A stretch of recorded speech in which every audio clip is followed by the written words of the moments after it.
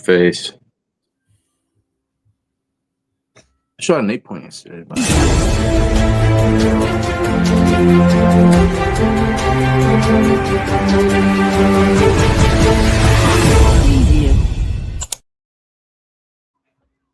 Good evening, Pittsburgh sports fans, and welcome to the Pittsburgh Sports Desk. I am back. Was off last week. I was in New York City visiting family, so I'm back. Joining me is my co-hosts, Edward and Tracy. Good evening, gentlemen. How are we doing tonight? Very well, thank you, William. How are you, Trace?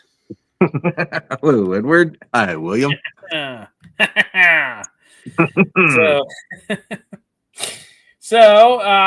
guys. So we got a full slate of topics tonight. We're going to get into the Steelers and Chargers debacle, the Steelers and Bengals preview.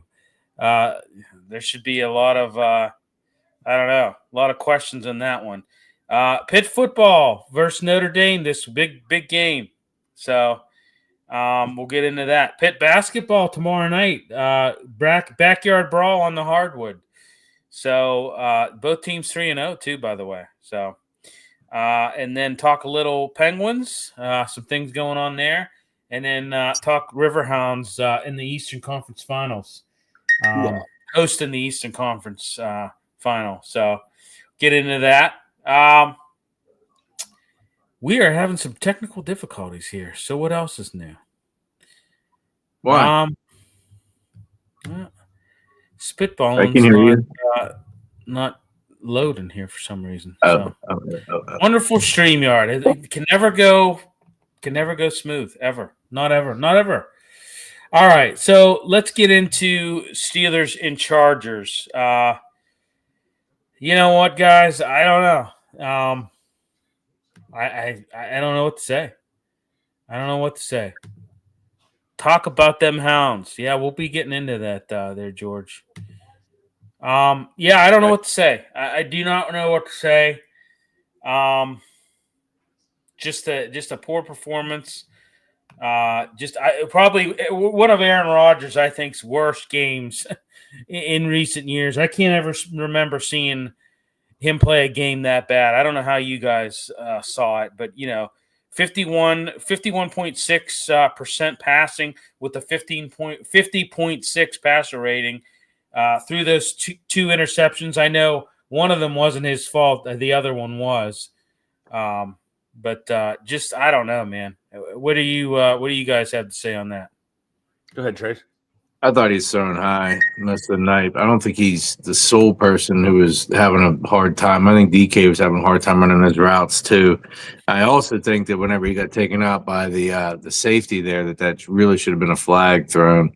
I don't understand how it's well beyond 5 yards. He completely gets ran into, and if he doesn't run into him there, he catches that ball. It's a touchdown. So I don't know. I think Rodgers had a really poor game, but I don't think anybody else did that great either. Warren, I thought, shined. That's about it. What do you think, Eddie? Well, I mean, if you're a Steeler fan, you definitely should be concerned because it's you see it in the other big sport in the area that the age is definitely going to be a factor. They're far too old. They're built the exact wrong way. And I during the game, I was texting this guy named William Akins, and I said, I thought was a bold statement. I said, forget the wide receivers. They're not good at all. I would go with the 3 tight ends and DK, and that's it. Because those wide receivers are below average. They can't catch. Far too many drops. And, they're going to go ahead and try and praise what's his name from Michigan for just a late meaning. To say it means nothing would be an insult to the word nothing. The game was completely decided, and they just couldn't do anything. Rodgers, he's got a problem. That was the worst game of his career. I just think that age is caught up. And honestly, when you look, I didn't want to say it, but I mean, I didn't want to go there. But I'm glad you did. I agree. It was one of those. I haven't seen him play that bad ever. Yeah. And you look at Metcalf, and I don't know if you can blame him necessarily. He was just uninterested, wasn't motivated. They couldn't do anything to isolate him on the field. He had that one slant that was good, but that was it. I mean, I'm just going to quote somebody real quick, and I'll give it back to you, Billy. I quote Vince Lombardi, you do what you do well and you do it over and over and over again. They should have run that play, that slant that's worked all year long. Just keep running the thing. Do it on the left side. Do it on the right side. Do it on the left side. Do it on the right side. Force the other team to adjust to what arguably is probably your best play on offense is that slant, where it's the hard run fake, it's the RPO, and you hit DK almost in stride, depending on where he is in the field, be it the left or the right side. Because that linebacker is stuck. First of all, they're frozen for a half second, and then they have to make a decision. Do they come? Do they go? And by that time, the route's either before them or the route is after them. So the route is always open. But go ahead, Billy. But that's when he threw a pick on. Mm-hmm. Yeah, he overthrew him there, and he threw a pick on it. And then the next one, he got ran into and knocked him off on third or fourth down. We don't know if that one was he was throwing high all night long. He Yes, threw he high to Donovan Smith. He threw high to other people. But I think if you have a play that runs very well, you just keep running it. Every team does that. I'm agreeing with you. I think they were trying that, Eddie. I don't think it was working for them. Well, here's the other problem, is that when the Steelers are down, they can't afford to spread the field because they have no line. They have no offensive line. Once you spread that formation, they have no offensive line. They need that heavy personnel because they cannot block. Both of the tackles are weak. I mean, Fatano is not weak. Fatano is one of the better linemen that they have right now. They wouldn't put a tight end on his side consistently. They wouldn't do it. Just wouldn't do it. If he was such a lockdown guy, they wouldn't do it. But they do it over and over again because there is no line. Broderick Jones, I don't care what anybody says. Objectively speaking, Broderick, I'll give you that one. He's a bust. He's another first round bust. Yeah, absolutely. Fatano's doing just fine though. Trace, he had a tight end to his right at all times, the whole game. I thought the line played terrible. I thought they played terrible. I thought the line played terrible, but Fatano is not that problem. I don't have faith in him at all. I'm losing. I think the left side of the line played really bad. I think the center might be a little bit dinged up. But other than that, I think we're all right. He does not look healthy. The guards, Omalu is always 32. He's going to continue to get injured. Well, that was Anderson, wasn't it? Malu was hurt. Anderson played most of that. That's what I said. He wasn't there, so he's going to continue. Yeah. I just think the problem is age, and they don't have a line. They just don't. Well, I'll tell you another glaring weakness that I saw is just a lack of efficiency on third down. I mean, you converted 18% of their third downs. You didn't score a freaking touchdown until the fourth quarter. I mean, just could not sustain a drive to save your life. I mean, the negative plays. How about Rodgers, being sacked for a safety in the first quarter? They lost the fumble. Yeah. I mean, it was just, hey, the offense struggled, but I tell you what, the defense was able to pressure Herbert, and they got to him 5 times. They sacked him 5 times. Looks like we got a guest there. He wants to chime in. I'm sure he's he wants deer meat is what he wants. I'm sure he has some things to say about this. I already gave you enough. Go. I know it's good. I'm sorry, guys. But how about it? Like I said, the defense wasn't a problem. For the love of God, can we have a game where all 3 phases play consistently decent football? I mean, we can never have, consistency. One week the offense puts up 30 plus, the defense gives up 30 plus. One week the defense plays lights out and the special teams is an issue. And then the offense is you can never have consistency on all 3 phases. The defense was not able to get off the field on third downs enough as well. I mean, they converted on some third downs, the Chargers. When you look at the time of possession, what was the time of possession? I don't even have it in front of me, but I know it was a massive disadvantage to the Steelers. The problem is that's what it was them too many and Steelers not enough. I can tell you that. Yeah. Sorry, Ed. It's also just they just don't have a line. They don't have a line. I keep telling you that. I think the line is part of the problem, but I still don't think it's the whole problem. Like I do think Aaron looks a little skittish at times too. That's why he was missing high. And if he didn't miss high, we converted a bunch of third downs there. Okay, so just what you said, your statement that you just said that he was looking skittish. Why was he looking skittish? Because they were protecting him? Why was he looking skittish? As the pocket set up, he was stepping up because he, I guess, was skittish, man, because the pocket was there. And as he stepped up, the defensive ends were just rolling back around. That's how Bud Dupree tattooed him. He just walked up a couple steps and came back towards the middle and just hit him because he was going to step up anyway. Do you think he got concussed on that play? I'm being for real. Oh my goodness! Did you see where that helmet hit him? Right, yeah. You ever get hit in the jaw? Yeah. I know with that kind of ferocity. Yeah, I think you're right, man. I think basically it was 38-22 time of possession. Yeah. He was 16 of 31 for 161 yards. No, that's not going to cut it. You know, I mean, you had that late touchdown. That was just garbage time, in my opinion. Well, yeah, Wilson had 35 yards the entire game. And I think a lot of his frustration, Aaron Rodgers, they can't hold him. They can't catch. Well, and listen, we've said it for how long. They don't have a legit number 2 receiver. That's been a glaring weakness for years now. And now, you know, they just don't address it. They don't care about it, obviously. I tell you, if I was Aaron Rodgers, and I said this before, I would have demanded a better wide receiver core. I would have demanded it before I even signed. I said, hey, you got to do something about getting me weapons. I'm sorry, DK Metcalf isn't enough. We need more. Roman Wilson has, you know, in my opinion, hasn't done anything. Hasn't panned out. You know, Austin is just, I don't know. He's just a guy. He's what you call a jag, just a guy. You know, like I said, third downs was terrible. You only converted 2 of 11 on your third down attempts. You know, it's just that's not going to cut it. Nope. You know, you were 221 total yards. Chargers with 314. Like I said, the defense did their job for once. I mean, they looked. You know, it was just like I said. It just comes back to not being able to play consistent football on all 3 phases.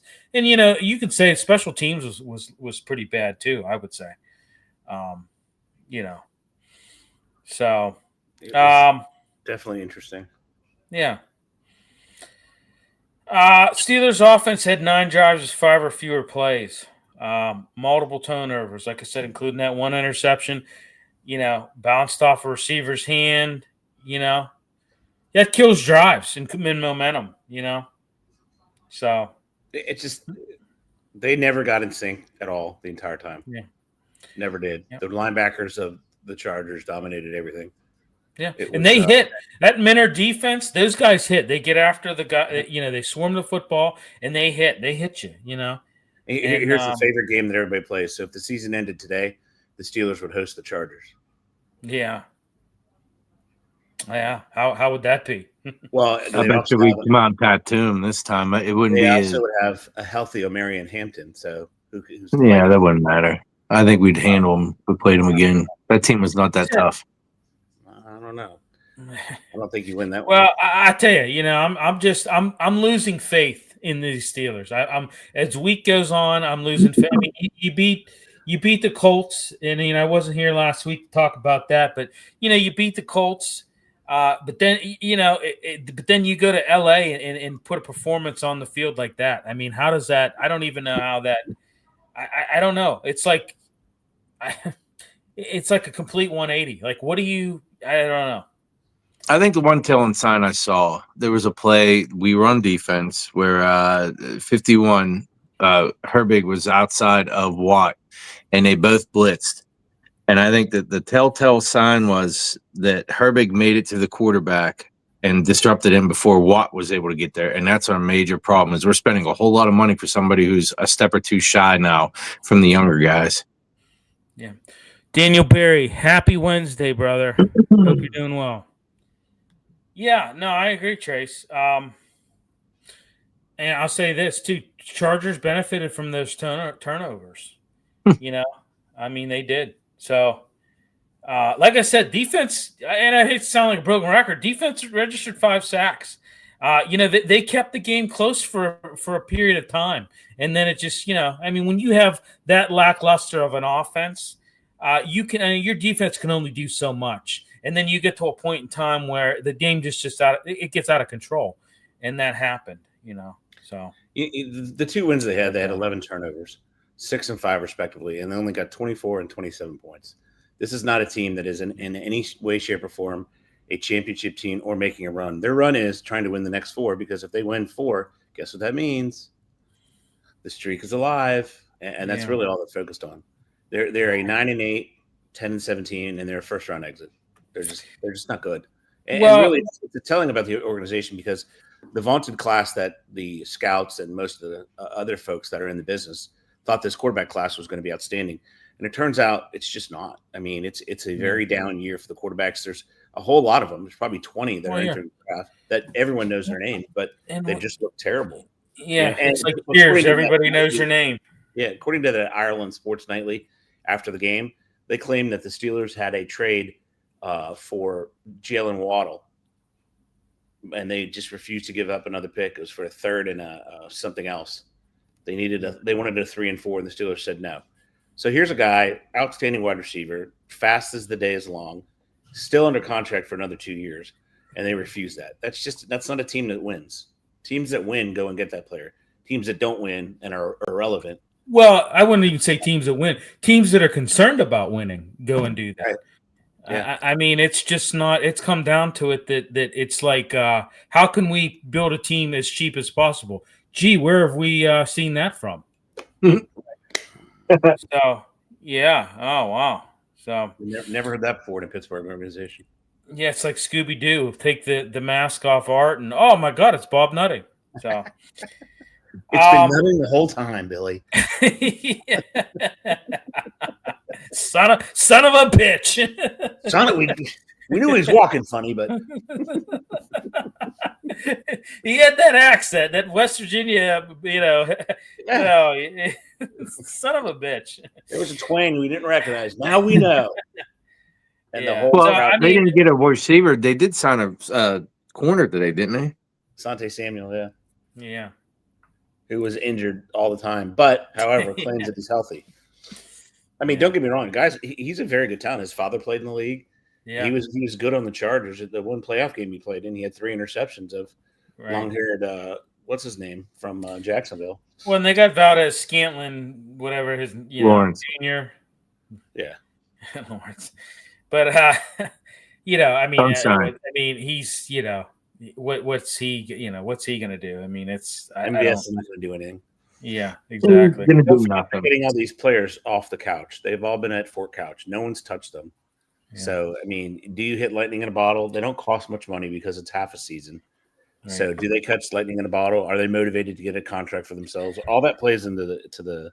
But they only have 3 healthy corners, and Joey Porter Jr. he's bad. He is bad.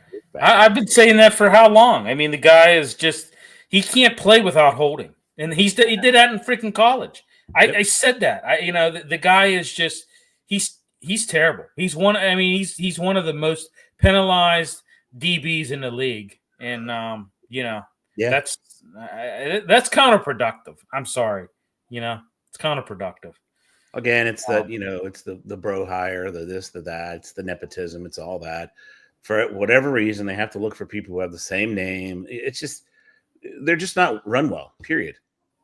There's no ifs, ands, or buts. They are not a well-run franchise. Well, it's a shame. I said it before. Art's an attorney, and he the way attorneys act is kind of how he runs the franchise, kind of like with kid gloves, so to speak. So Trace, I ask you this every week. We're getting closer to that decision for a 5th-year option. Does he get it, Mister? No. Right now, I would say Jones does not get a 5th-year option. Unbelievable. What say you, Billy? No, absolutely not. He's like a dude. He's like you ever those old time westerns. The door. It's the saloon doors, the swinging. I mean, that's what he's like. He's a freaking swinging door. Just not. I mean. Yeah, it also. You know what? Shame on me, because I mean, he comes out of Georgia, and you look at this guy's pedigree, and you're like, this guy's going to be amazing. Finally, we've got somebody that is a blue chipper. that's going to be good for this line. Don't have a quarterback. I mean, at the time, you didn't have a quarterback, but it's like, okay, finally you're doing some good things in the line. And for him to be back to his natural position and to be as bad as he is, I don't get it. What happened? At what point in time did he forget how to play on that side of the ball? Not even just forget how to play, but the last two guys we talked about is Jones and Porter Jr. Where's the development of these guys? The same issues they had are still the same issues. Like nothing has changed. They don't develop guys. That's the problem. They don't develop. Mike Tomlin has to be the smartest guy in the room at all times. He cannot, hey, listen to this. Listen to this concept. How about you just kept Flores? How about you just kept him? Where would they be? You think they would be a inconsistent defense with Brian Flores at the helm? Nope. I don't think they would be. I don't. Guy knows what he's doing. Proven it over and over. No, they've been 9-8 for a long time now, even with Flores. Well, that was 1 year. Year, it's a small data set, but still sample size worth injecting. They had 13 wins last year. I'm sorry, 14 wins. They only lost to 2 teams. I'm not understanding what your point is trying to make. I mean, if they would, he was in Pittsburgh. Yeah, they were 9-8. But that's because they didn't. I mean, you didn't let him develop any personnel. He gets to Minnesota, he immediately goes and gets the linebacker he had at Miami. Van Ginkel, who's having an incredible year. That's what coaches do. They understand. They go for the people that don't understand their program. They allow that to spread to other players. It's the Belichick. Tom, he just has to go. Otherwise, the team will continue to be a joke. He does not know personnel. He has far too much power. And the idea that they're so cheap they won't fire him midseason is an embarrassment to the entire city. Because he is not up to par. He is below average. You can go ahead and get your 9-8. It doesn't mean squat because the Browns haven't been relevant since 1960. Hey, I said it before. I would have taken some 5-12 seasons if you would have had a playoff win mixed in the last, or playoff win or two in the last few years. Even the last 10 would have been great. Right. You look since 2016, the team has done nothing. In that time, the Bengals have been to a Super Bowl and another AFC championship. The Browns have been to the second round of the playoffs twice. What have the Steelers done? Nothing. Right. Everyone wants to make fun of those franchises because in the 70s, you won a couple when there were 6 teams in the league. Come on. Yeah. You can go ahead and make fun of them, but they have more productivity when it matters since 16 than the Steelers. And the Steelers have there's no future whatsoever until he leaves. Yeah. And I mean, look at this. I mean, we all talk about Vegas being right all the time. They're still predicting the Ravens to win the division. And the Ravens are a game behind right now. I mean, how did that happen? I mean, when they were 1-5, they were still the favorite. I mean, that just goes to show you, that. Look, they sit at a crossroads. It's 5-4. If Cincinnati had anything resembling a defense, they would come into Acrisure Stadium and blow them out. I'm upset. I'm upset that this is, you get Aaron Rodgers, which is, this guy's a Hall of Famer. And, essentially you just, you fail all around him. You don't, I don't really think he's the issue. I mean, that game last week was him. I mean, he had a big part of that. Yeah, but I mean, drop all those balls, Billy.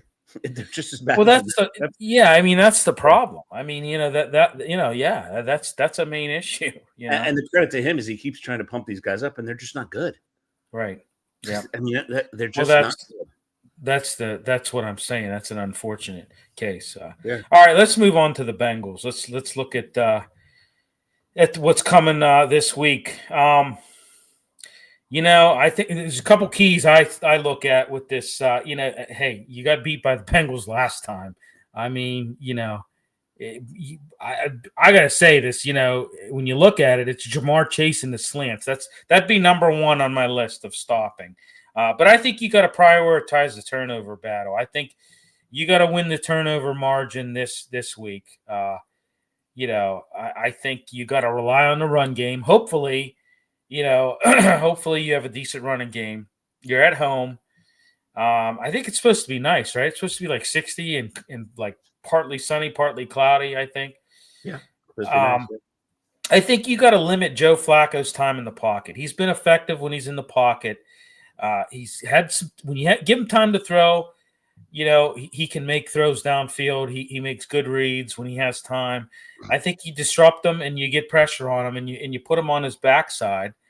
And I think, you play aggressive defense and you can't, you can't give up 27 plus on this squad. I don't think you're not going to be able to, like I said, I think you need to the defense needs to step up, put the pressure, and I don't know. So, I think the Steelers, I think you can pass on this secondary of the Bengals. But I think the offensive line has to play better than what they did last week too. So let's say you guys. I think the number one factor in the game, as it always is at home, is it's a slow track. It's a slow, disgusting. Yeah. They're going to have had played a game on, right? The day before, it plays the day before on the same turf. It's going to be slow, sloppy. Nobody's going to have any sort of traction whatsoever. That's advantage Steelers, because if you go on that fast turf Cincinnati has, they would kill them again. Right. And they don't really care because they know they can outscore everybody, with a team that doesn't have a defense. So it's just I don't know. Speaking of that, we need to capitalize on that. By the way, I was just going to say that. I think here's one more point, if I could make it. I think you got to utilize the play action in this game. The Bengals defense this year has shown vulnerability in the play action, and I think you gotta just continue to do that. Continue to use play action, and try to get those chunk plays downfield. And I think attack the middle of the field too. I think they give up that Cincinnati defense it gives up a league high in catches and yards to tight ends in the middle of the field, receivers in the slot, stuff like that. So, when you look at their last matchup, Freiermuth had some catches. He was pretty successful against them in the last matchup. So he definitely was. I just don't. And I think I think you double team Jamar Chase for the love of God. I think that's what you got to do. He killed you with the freaking slants. Him and T. Higgins. I think you got to be wary of T. Higgins as well. Jamar Chase, though, he had 16 receptions last time. Yeah, and they were all. I'd say 90% of them were slants. For Christ's sake! But don't forget, they have Noah Fant. They have. Oh yeah. You can't forget him. Yeah, they have Gesicki healthy. Hey. They have Brown healthy. Everyone's healthy on the offense. I know. And they made that running back look like an all-star. And I'm going to tell you, like I said, if Flacco has time, he's gonna torch you. He's just gonna torch you. I hate to say that. If he has, he's just. They just don't have a defense in Cincinnati. They thought it was because of their running back. Yeah. Or I'm sorry, because of their defense coordinator, Lou Amarilla. But alas, it was not. Yeah, if forever you needed safety help for Jerry Porter to help over the top, it's in this game. You gotta, you know what I'm saying? You gotta try to neutralize the impact of Chase, and so. Will they though? Will they? That's the what is it? The $64 million question? What did they say? 60? Yeah, $64,000 question. Oh, but okay. what they need to worry about, it was very close. What they really need to worry about is, coaching. They just don't have coaches. They just don't have anybody anywhere that's able to look at something. And, their best thing that they do is their halftime adjustments, just being sarcastic. They didn't make no halftime adjustments, nothing. Yeah. It's just, it's a franchise that has been taken hostage. Why is that? One person. Why is that? Why not make halftime? I don't understand that. Why? What am I missing here?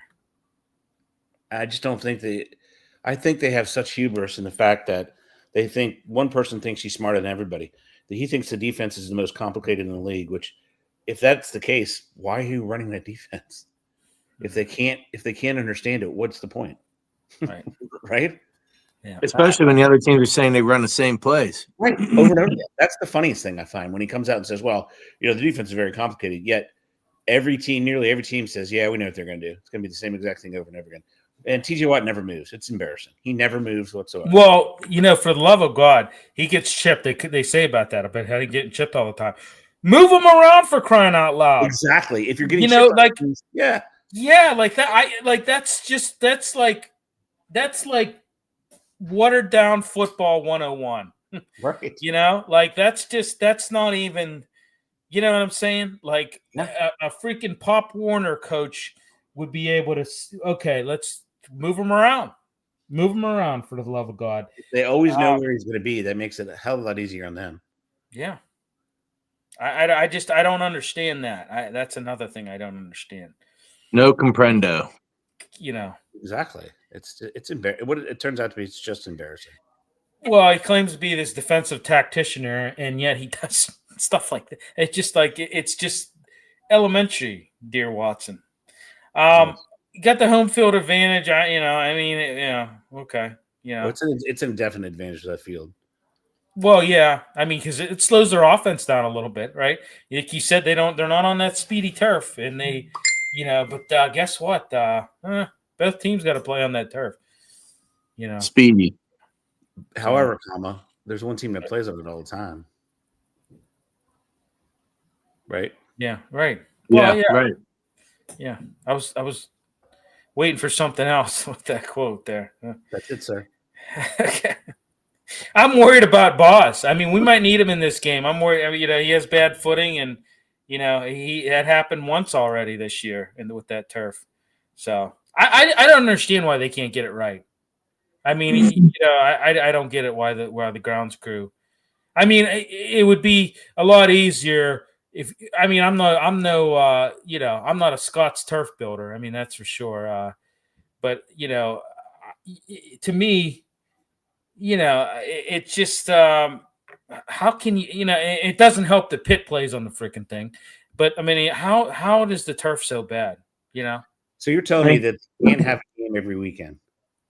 One freaking game every weekend they can't have. I don't. Absurd. Well, it is absurd. And then now you're going to have at the end of the month you're going to have the Whippeals playing on the dang thing. You're going to. I think the first game's at 11:00, so it goes to I think the last game kicks off at 8. So you're going to have multiple games on. It's just, I don't know, man. They need to have, if I was the Roonies, I would be bringing in the most, I don't know, the best, what do they call those guys that manage? Greenskeeper. Yeah, but there's a official term for it. Whatever. Field crew. Huh? Field crew. No, that's not it's Gardeners. No, it's okay. Cabana. Let's move on. All right.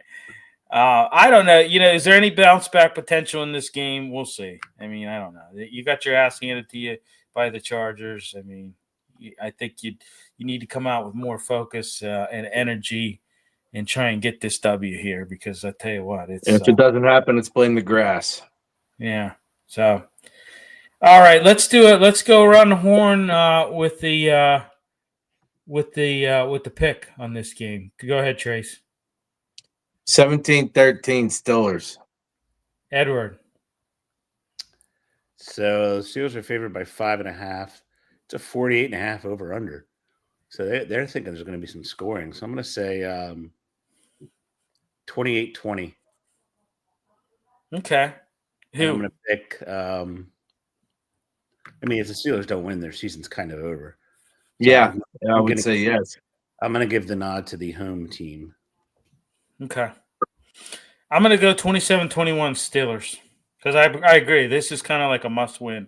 If you want to keep pace in the AFC North, you've got to have this win. Period. It's a must win. You're right. Yeah, it is. Baltimore. It is a must win. Baltimore's breathing. I mean, I wouldn't say that if they were 2 games up, but we're not. So, let's move on to Pitt football. All right, this Saturday we got number 9 Notre Dame 9-2, going to face off against number 22 Pittsburgh at 7-2. It's a top 25 college football matchup. Happy to say that Pitt finally got in the top 25. A lot of playoff implications on this. I know we talked about it. Probably not so much, because of Notre Dame and obviously they're where they're at in a conference. So it's not like you're playing in Georgia Tech or an AC matchup. This is, I'm not saying that they can afford to lose this game, but it's kind of like, you know what I mean? It's not the end of the world, I guess is what I'm saying, if Pitt were to lose this game. I think your first statement was accurate when you said it had playoff implications. It does for one team. Because if Notre Dame loses this, they're assuredly out. It'd be awesome for Pitt to win it, but as you stated, this game is not a conference game. They need to focus on Georgia Tech away and Miami. Mm-hmm. If they win those two games. And Miami's shown, Georgia Tech's strong. Miami's shown some weaknesses this year. They have, in fact. So, yeah. They're suspect, that's for sure. Yeah, let's look at the head-to-head analysis of this game. So, do the analysis. Let's go. Okay, Notre Dame. I'm thinking, they're going to rely. They have kind of a balanced offense, I would say. Wouldn't you say? Jeremiah Love, good quarterback. What's Notre Dame's identity? I'm a good running back. I'm sorry. What's that? What's Notre Dame's identity? Running, baby. Yeah. Running the ball. Yeah. Okay. We always talk about teams' identity. Like the Steelers have no identity. You look at Notre Dame; they play great defense and they run the living hell out of the ball. Well, yeah, and you know what? Who has a formidable run defense? You know it, buddy. Right. So, So this makes for. I think it's going to be a good game. It is formidable.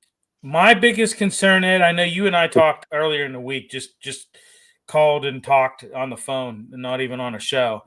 And I said, hey, I'm not really. What did I say? I'm not really worried about the defense, right? Nope.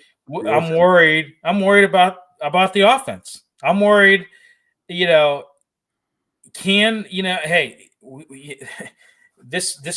true freshman quarterback, Heinzschel, love him. I'm very impressed with what I've seen. He's led the Panthers to 5 straight victories. I think he's good at man coverage. He's good throwing against man coverage. Notre Dame plays a lot of man coverage. Let's see if he can put their defense and secondary to the test with that man coverage. He's good. He's good throwing against man coverage. But I'm worried. Can they score? Can they score enough points to win this game? I think I said it. I think it's they're going to need 28 points. I think. Or more to have a shot at winning this game. I that's just the way I see it. What do you guys say? They need to move the chains. From what I could see, as long as that quarterback, even if he got to where he was doing like backyard football style and hitting somebody that's open, as long as they're moving the chains, their offense will do what you're hoping they'll do. If they're able to steal a possession or maintain the time of possession, they're going to have a better than 50-50 shot of winning the game. The idea is to keep Notre Dame's offense on the bench. Right? Off the field, exactly.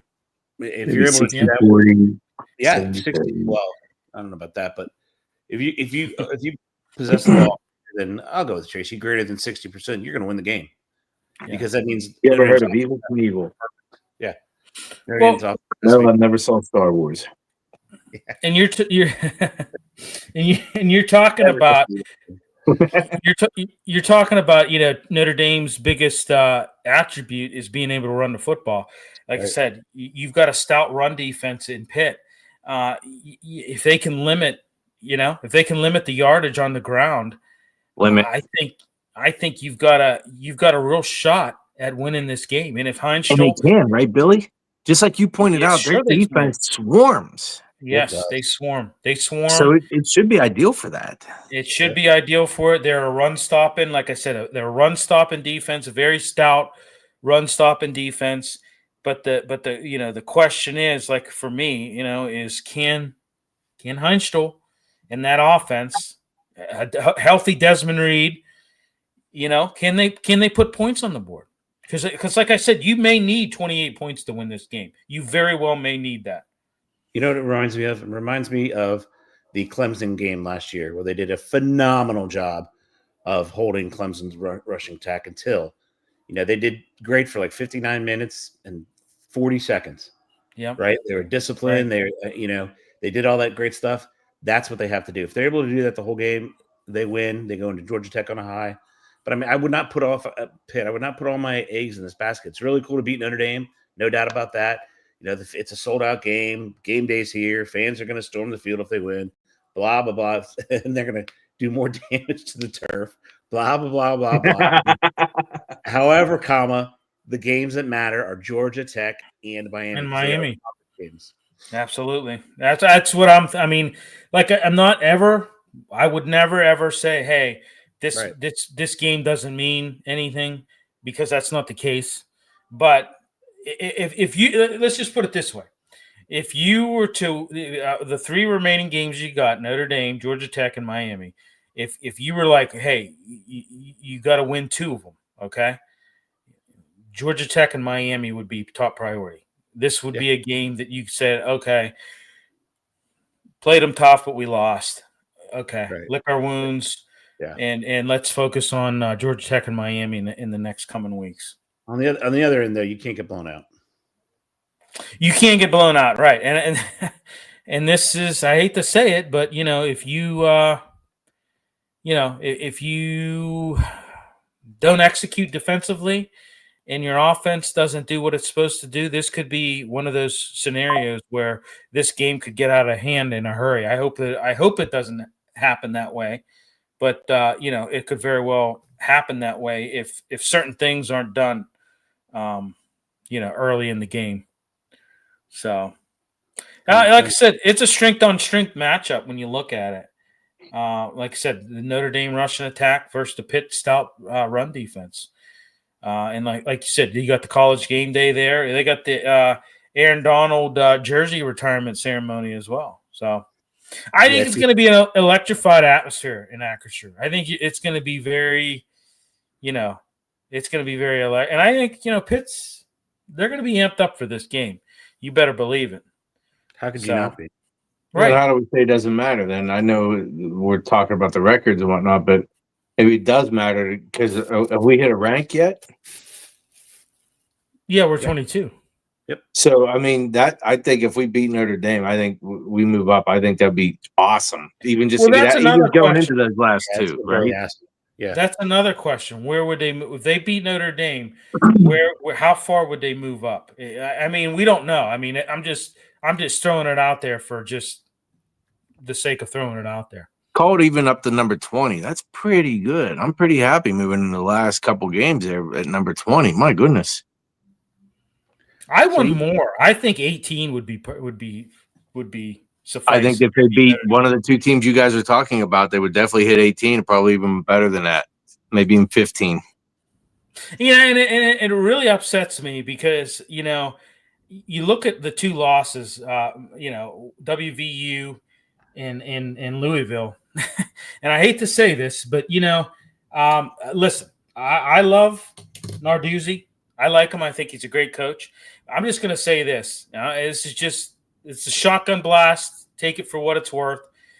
My biggest issue with Narduzzi is he at times lets his emotions get in the way of coaching and game planning. Period and point blank. And we've seen, Louisville was a product or a prime example of that. So that's the way I see it. It's going to be, if you're a true sports fan in the city of Pittsburgh, you start off with college game day, 9 to noon. You got Pitt playing Notre Dame at noon. That'll take you to 4 o'clock. You walk right over to Highmark Stadium. You have the Hounds hosting the Rhode Island in the Eastern Conference Final. You wake up Sunday morning, 9 a.m. You have your hockey team playing in Sweden. You last that till 1 o'clock, and you have your football team playing. So you really could see a lot if you're a Pittsburgh fan this weekend. Yeah, it's great. It's great stuff. All right, well, you're gonna see a lot tomorrow night as Pitt and WVU revitalize that backyard brawl on the hardwood. Nice matchup. Both teams 3-0.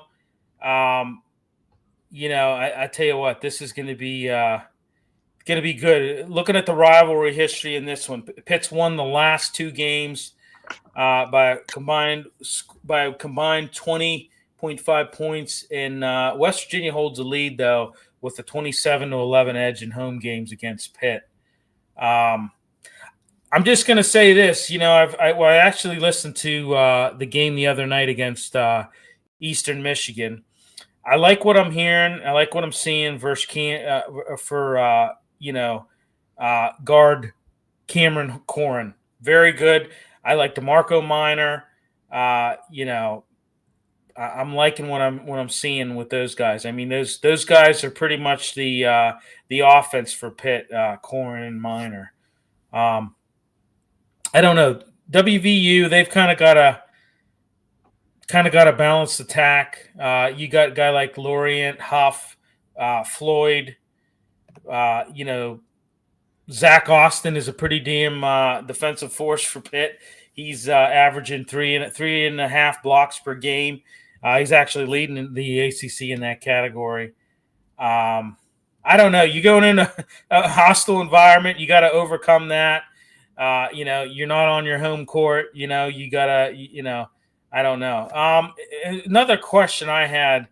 I know Brandon Cummins is a game time decision. Has there been anything? I don't know, Ed. Have you seen anything, or even Trace, about him playing? I have not seen anything at all. Trace is like, you know better than ask me. Yeah, I don't know who he is, brother. No, I've not, and I read about it earlier today. I did not see anything about it. Yeah, I mean, this is going to be a good one. This is must see TV. I mean, I think WVU, like I said, both teams are 3-0. WVU is going to look to capitalize on this home court advantage. I mean, it is tough playing in that Hope Coliseum. It is it's an intimate event in a smaller venue. It'll be very good test for them. Yeah. What are you looking at in this game? I think what you're going to looking at is I think it's going to come down to which team's defense can hold its own against the opponent's offense. I hate to sound like real men of genius, Mr. Obvious on that one, but I mean, that's the way I see it. It's true. I mean, that is the way. And that's really what in every sport. I mean, that's the equivalence of saying, more points will help you win the game. I mean, that's not a bad thing. Real man of genius. You remember that? You remember what I'm talking about? You remember that, Mr. What I forget. Captain Obvious. Yeah, it wasn't Captain Obvious. It was something real man of genius. Ex-player sports announcer now. Yeah. You offer wonderful insight, like scoring more points will help you win the game. Yeah, still not a bad thing to have, Yeah, more points than the other team. To win, we just gotta outscore them. It's perfect. They love that stuff. Yeah. I mean, what are you guys looking for in this game? Points. It's the first true test of playing in a hostile environment. Yeah, I mean, you've had Longwood, you'd have had Eastern Michigan. I mean, you've had some, Yeah, you've played your directional schools and your little sisters of the poor. Your primer games. We'll call them preseason games, even though they're not. Right. Now's the time to step up and see if you can play in a hostile environment with a true team that you have history with, and it's definitely a rivalry. And if you go down there and you come out with a victory, you could tell where your team is at this point. Yeah. Again, it's like the Pitt Panther football team. Just don't get blown out. Win the game. Go down there with a winning mentality. You should be able to win the game. You're definitely going to be favored. I mean, when you look at it on paper, I think Pitt's got better. I mean, I think they got. Yeah, I think Corrin and Minor are. They're that's basic. Yeah, they're legit, and I'm sorry, but Huff and Brennan Lorient and Jasper Floyd, they're not as good as Corrin and Minor, in my opinion. And Zach Austin, like I said, he's a defensive force. So I don't know. I think Pitt on paper is better, But like, plus you got Papa Amadou Conte. When you have a name like that, you got to win. I know that's another guy. I failed to mention him as well. But Corn the other night had a nice game. I was listening to that game because the ACC did not have it on their. I could. Yeah. So, but I mean, I was listening to it, and Bill Hillgrove was going over stats, and he was saying about coming out of halftime, Eastern Michigan had like 11 turnovers in the first half, and for like coming out of halftime, I think it was 6 minutes. Pitt went without a single turnover, 6 or 7 minutes in the second half. I mean, they were, and they only had a couple in the first half, so it was kind of a lopsided game in the turnover department. And I don't know if you study their roster much, but they've got the probably the best players from the Dakar City League in Senegal, right? Because they got Papa Amadou Conte and they also have Daye. So clearly they've taken the best out of that Dakar has to offer in Senegal. So that's a good thing. Yeah. Yeah. Hey, it is what it is. Howland and Dixon had New York, and Cable's got Senegal. So he's got Dakar, baby. He's got Dakar on lockdown. What can you say? He's got Dakar on lockdown. So I mean, taking players from that city, go for it, baby. Yeah, absolutely. They're both giants. They're both 6'10". I know. Yeah, that helps. So, all right, let's switch to Penguins here. The Penguins. So the Penguins, playing in Sweden. They're already over there. Got a couple games over there. NHL Global Series. It's Friday, I think at 2. I think is a puck drop, and then there's another early morning game on Sunday. 9 a.m. Yeah, Friday and Sunday. So, I mean, hey, what can you say about the Penguins? I mean, they've been on a pretty strong start, I think. Surprising, guys, right? I mean, I think I wasn't expecting this kind of start from the Penguins. I know it's early yet. You're only in mid-November, but yeah. I want to ask you guys, what have you seen thus far from the Penguins that has kind of surprised you? Obviously, it's the infusion of youth with the old, which seems to be the ingredients to turning your team around after long stretches with established stars. And not only helping the lines, Eddie. I think that them rolling the lines on time is helping with what you're saying there. Exactly. I was just going to say that. I mean, it's a little disturbing because they're older and they're kind of fading now. Lost 2 in a row. So, they get up to a 4 or 5 game losing streak. There's going to be some heads rolling somewhere. But their problem is they're older. They need to get more youth out there. I mean, the 18-year-old kid, I remembered the draft. I didn't necessarily remember the player, but he's doing well. I mean, there was a terrible question. How do you get him more involved? Hello, talk about Captain Obvious. You put him in the game more. So I think those seems to be the ingredients for turning a franchise around. Him having the courage, not courage, but the common sense to do it, where Sully didn't do it for whatever reason, is just telling. He was definitely at the end of his tenure. Kind of reminds me of another team that plays an A Crusher at the end of their tenure. So I think the guy is a breath of fresh air. Agreed, and I like me. We've talked about it before. I like what Dan Muse has done with these lines. I really like what he's done. I like the pairings with Malkin. Hey, I think you can even say Erik Karlsson has played a little bit better than what we've expected. I mean, I think overall there's more buy-in for the system that's been brought this year or implemented this year than versus last year. I think you're 100% right. Right. I mean, what have you in net? I mean, obviously Tristan Jarry's on injury reserve. What have you seen? You love him, but my goodness, I'm glad he's out. It's a blessing, Billy. It is. I mean, they can't. It's also you have just an awful GM. He just needs to realize that Jarry was just a horrible idea and just cut bait now and just move forward. You need to develop the younger goalie anyway. Just stop. Get rid of him. Drop him. I mean, I think Shilovs has been good. Murashov, I mean, not too bad. I mean, what did you think about his last start?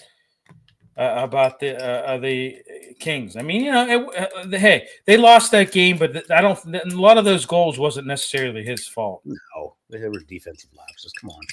I mean, I think I'll the guys be fine until he's promising. You go with the Latvian, you go with the Russian. You tell the Canadian to go back to farming, eh? Just get rid of him. Go to farming, eh?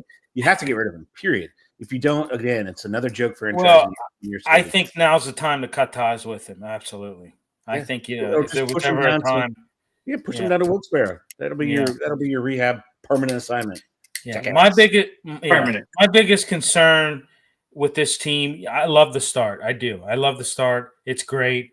My biggest concern is sustainability. That's my biggest concern. You have a hot start, but you have an aging roster. Okay. And, you gotta, rely on some, unsustainability, high percentages. There's a lot of raising concern with me about maintaining that pace. That's all there is. I still think in the third and fourth lines, they're looking for a difference where those guys can come in and grind out a puck or wind down the time type thing. And they also still need that net front presence guy. Yeah. Well, your idea, right, is to close out those periods with the gritty, gruff guys and, send a message as you go into the locker room. Come out with the bows high, right? Keep the puck rolling in their zone for a minute. They don't even have to score. Yeah. Yeah. I mean, I like Brazeau. I think has been that net front presence. That's another guy that's really surprised me. Him and Kindle really surprised me. I like the Mantha Malkin. I like the Mantha Malkin Brazeau line. I think the Hollander Crosby Rust line has been good. Novak Kindle Koivunen, I think, has been good. I mean, those, Brazeau, I think he saved some of your net front present issues that you had or lack thereof is really what it is. Ricard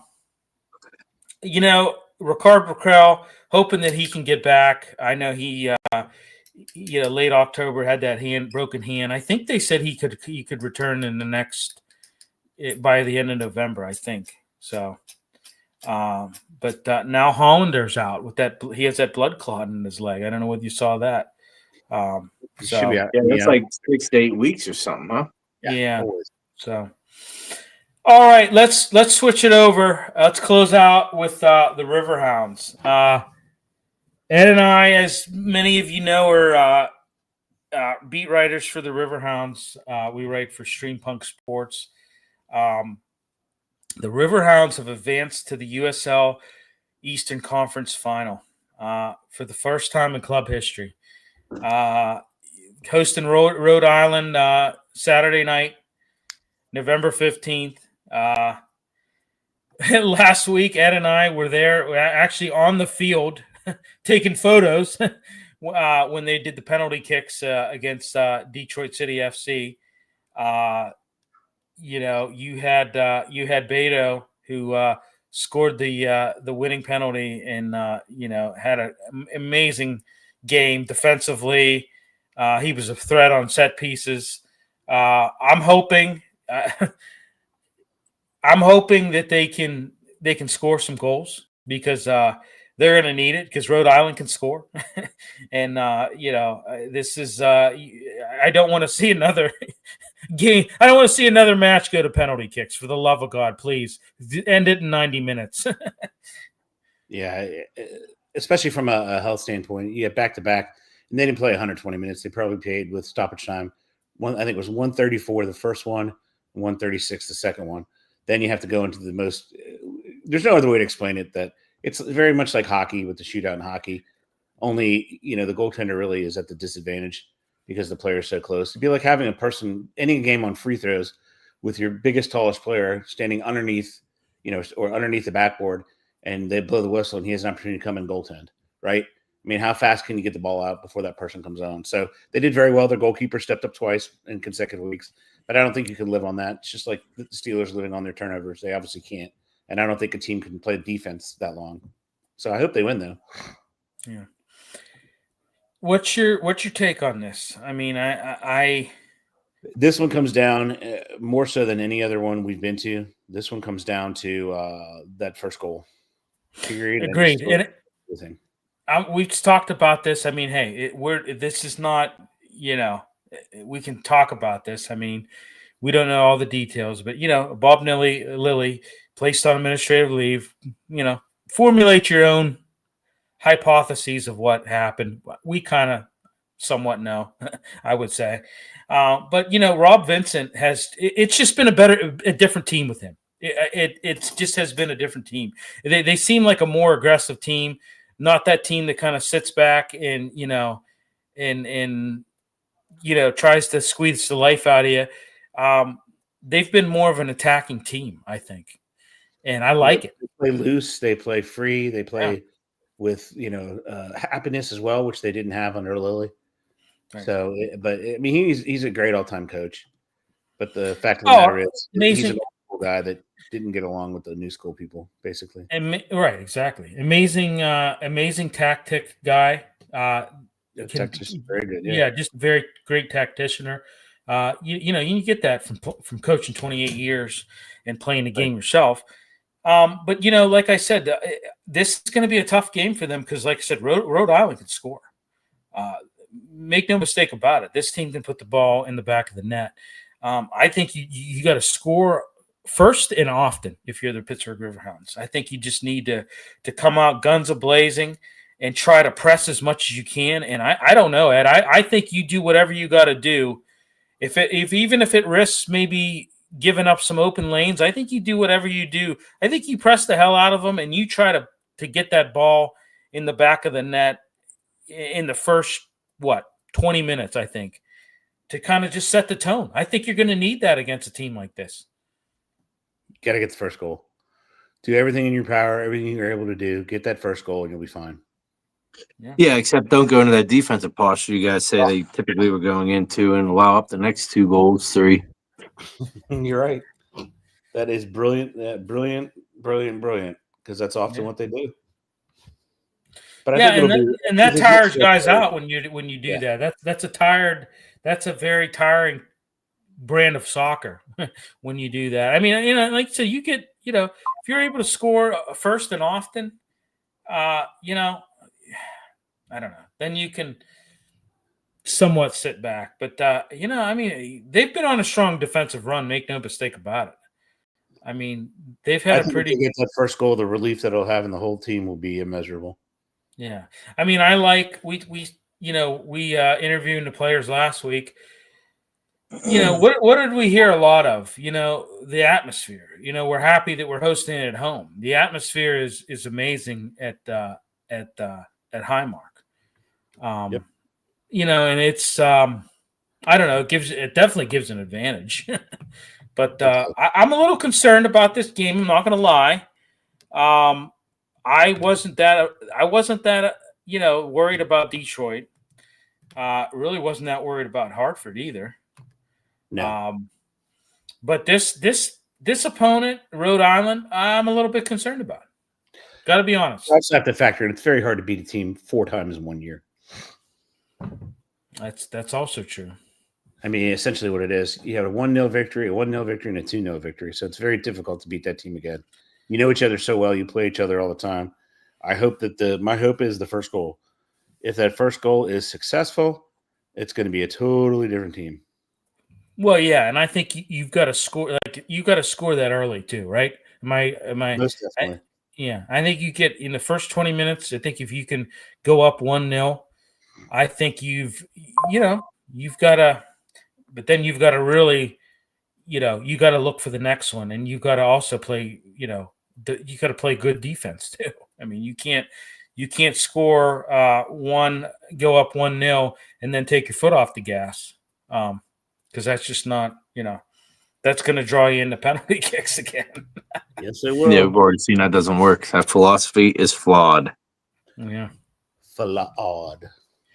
Boy, from the mouth of babes, huh? He knows what he's talking about. Keep it to that, man. And Flamappa babes. What the hell's a Flamappa babe?